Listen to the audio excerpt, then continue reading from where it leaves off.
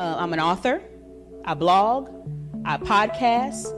I'm telling of the good news everywhere I go to anybody that I can. Even when we were down for the pandemic, I said, okay, what am I supposed to be doing, God?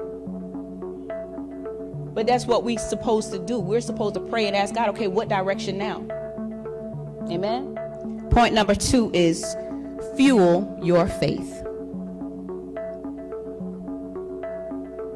All right, now you done surrendered your will.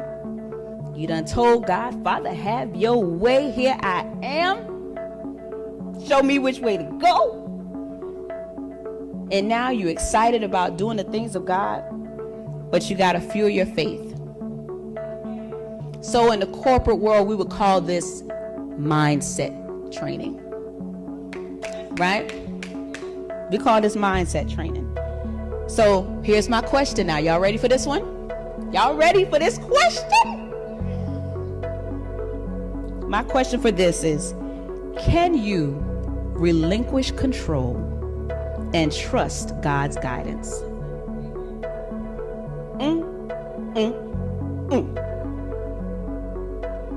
This is deep now, because a lot of people don't even realize that they say, okay, God, have your way, and then they pull it back.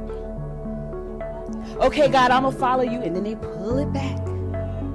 Okay, God, whatever you say, but not really everything you say, point 1 and point 2 I'm going to take, but number 3 I'm going to do on my own. I'm going to do it by myself. Right? So my question to you is, can you relinquish control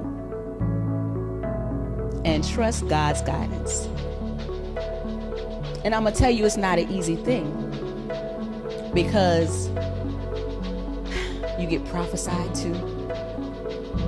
You get a word of knowledge. Everything's going right in this area of your life. And you feel like you see the green light. And then God said, that ain't what I said. That is not what I told you. But you have free will.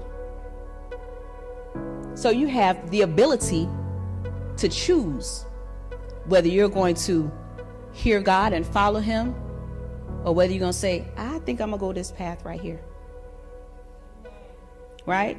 So can you relinquish control and trust God's guidance? Some of you put like mansions on your vision board, things that look like, castles. That's cute. That's real nice, and that's cute. Can you afford it? Can you afford it? Now, that's nice. I'm not telling you not to dream. Please dream. But no, like Miss Rena said, you're going to have to put some work behind that if that's what you want. Okay? You can't be working an $8 job and you can't wait for somebody to die in order for you to get what you want. Okay? Because not only that, you still got to maintain it, right? You got to pay taxes on that thing every once in a while. You got to get the roof fixed. The heat and the air goes out after about 15 years. You got to get a new refrigerator. But that's what you want, so you're going to have to put some work behind it. Amen? I'm going to teach you some practical points in order to get those things that are on your board into reality. Otherwise, it's just a fantasy. Right? Yes. Number 1, have a clear plan. It's like a recipe. Right? There's certain ingredients that have to go in that thing. If you skip one ingredient, it ain't going to come out right. It's going to taste a little different. Everybody ain't going to like it. Right? And then you're going to have to throw it all away and start all over. Who wants to do that? Now you've wasted your money, you've wasted materials, you wasted resources. Write the plan down and make it plain. And just like you were saying, Miss Rena, there's a certain mindset that you have to have that they use in corporate America. I found one also. They use the acronym SMART, S-M-A-R-T. Y'all have heard of that? S, specific. That means you're going to have to set real specific goals and have real deadlines. M, measurable. Make sure your goal is trackable where you see progress. A, attainable. Work towards a goal that is challenging but possible. R, realistic. Be honest with yourself. You know what you're capable of. T, time-bound. Do give yourself a deadline. Don't keep pushing towards a goal that you might hit someday. I'm going to tell you right now, you got to be prepared to feel unfit. You got to be prepared to feel unworthy. You got to be prepared to feel incapable. You got to be prepared to feel frail, weak, fragile, uncommitted, indecisive, fearful. All of those things are going to come to you, but you are not your thoughts. Those things are supposed to come to you.